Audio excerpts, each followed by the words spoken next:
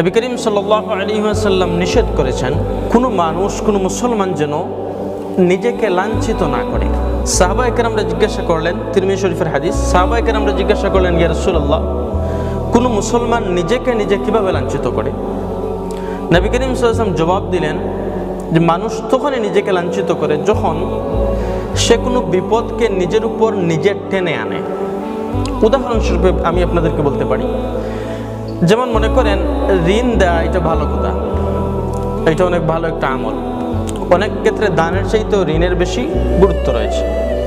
তো কেউ আপনার কাছে ঋণ চাইতে আসলো, আপনার কাছে নাই, তখন আপনি চিন্তা করলেন যেহেতু আমার কাছে নাই, আমি অন্য কারো কাছ থেকে ধার নিয়ে এসে তাকে দিব। যদি সে আপনাকে ধার দেয়, আপনি যদি তাকে দিয়ে দেন, আর সে যদি টাইম মতো দিয়ে দেয়, তাহলে তো ভালো কথা।